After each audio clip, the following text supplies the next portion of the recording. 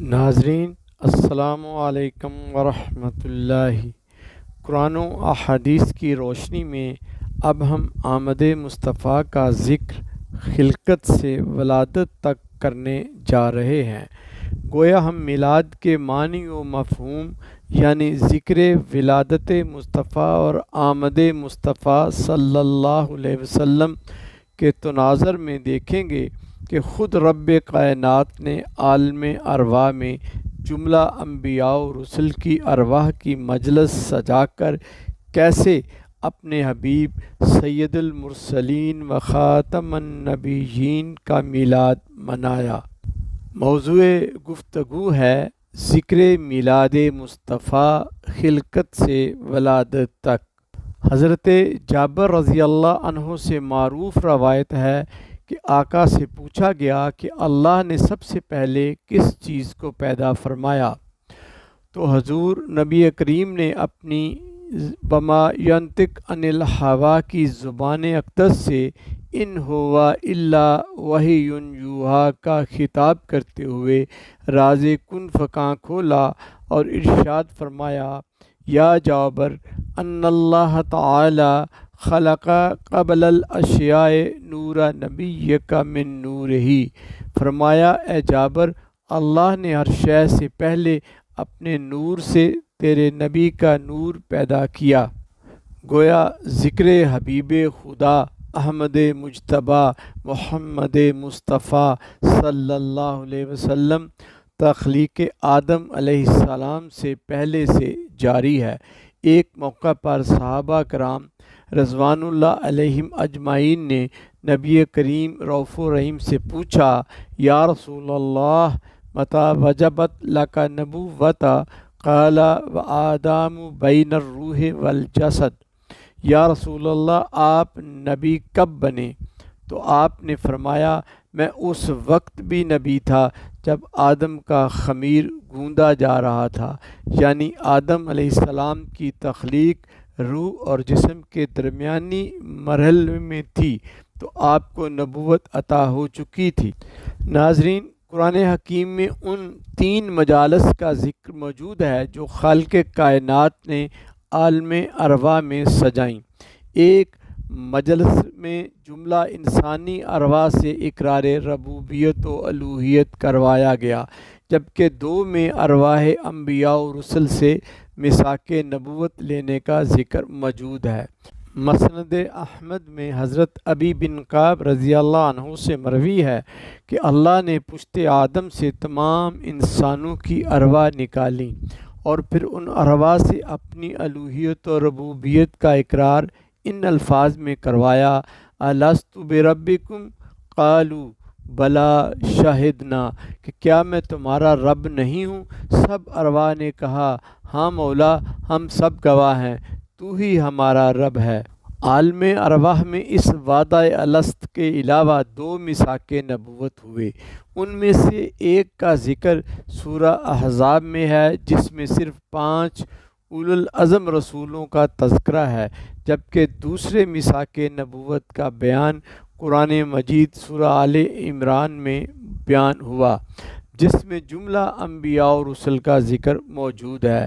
ہمارے آج کے موضوع گفتگو کا مرکزی نقطہ اسی میثاق نبوت سے متعلق ہے، جس کا تفصیلی ذکر آیات قرآنیہ سورہ آل عمران 81-82 میں موجود ہے۔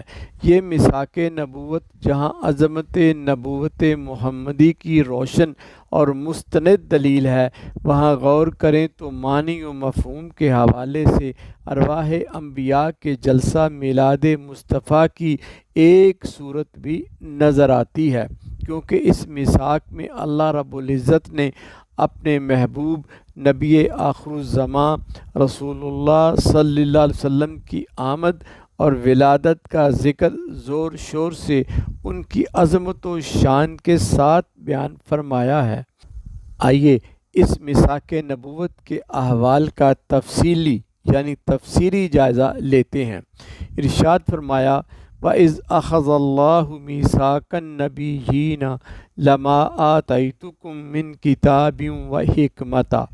اے محبوب، یاد کیجئے وہ وقت جب میں نے تمام انبیاء و رسل سے پختہ عہد لیا کہ جب میں تمہیں نبوت و رسالت اور کتاب و حکمت سے سرفراز فرماؤں، پھر اس وقت ثم جاءکم رسول، پھر تمہارے پاس وہ عزت والے رسول آ جائیں جن کی نشانی یہ ہے کہ مصدق لما معکم، کہ تمہاری نبوت و شریعت کو حق جانیں، پھر اس وقت تم کیا کرنا؟ لَتُؤْمِنُنَّ بِهِ، تم اس رسول آخر الزماں پر ایمان لے آنا، یعنی اس وقت کے جب سارا زمانہ تمہارا کلمہ پڑھے مگر تم سارے زمانے سے منہ موڑ کر میرے محبوب کا کلمہ پڑھ لینا، اور وَلَتَنْصُرُنَّهُ، نہ صرف ایمان لے آنا بلکہ تبلیغ میں مدد کرنا، یعنی خدمت گزار بن جانا۔ پھر جملہ انبیاء و رسل سے پختہ عہد لیتے ہوئے پوچھا، قَالَ أَأَقْرَرْتُمْ وَأَخَذْتُمْ عَلَىٰ ذَلِكُمْ إِصْرِي، کہ کیا تم اقرار کرتے ہو، مجھ سے عہد کرتے ہو کہ ساری ذمہ داریاں چھوڑ کر میرے محمد کی غلامی کا دم بھرو گے؟ تب جملہ انبیاء نے عہد کیا، قالوا اقررنا قال فاشہدوا وانا معکم من الشاہدین، سب انبیاء نے اقرار کیا کہ ہاں مولا، ہمارا سارا نظام نبوت ایک طرف مگر تیرے محمد کی غلامی سب سے مقدم رکھیں گے۔ پھر اللہ نے متصل فرمایا، اب اس اقرار پر ایک دوسرے کے گواہ بھی ہو جاؤ۔ یہاں عقل انسانی کا سوال، مولا تیرے برگزیدہ انبیاء پر گواہی کی کیا ضرورت ہے؟ اس لیے کہ تیرے ان برگزیدہ بندوں انبیاء و رسل سے بد عہدی کا سوچنا بھی کفر ہے، کیونکہ انبیاء تو گناہوں سے پاک اور معصوم ہوتے ہیں، پھر گواہی کی ضرورت کیوں؟ آیات کا مفہوم بتاتا ہے کہ دراصل معاملہ عہد سے پھر جانے کا نہیں، بلکہ معاملہ حبیب خدا احمد مجتبیٰ محمد مصطفیٰ کی شان و عظمت کا ہے۔ اسی لیے انبیاء کی گواہی کے ساتھ ساتھ رب کائنات نے فرمایا، تمہارے اس عہد پر میں خود بھی گواہ ہوں۔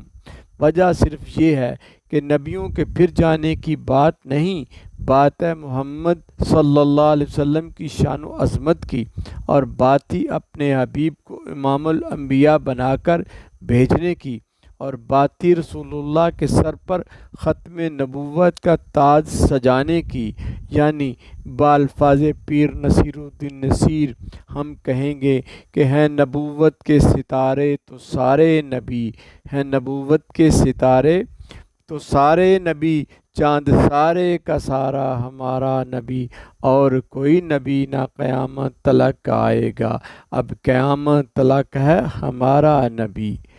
ناظرین، مساک نبوت پر گفتگو جاری ہے، بقیہ حصہ 2 میں ملاحظہ فرمائیں۔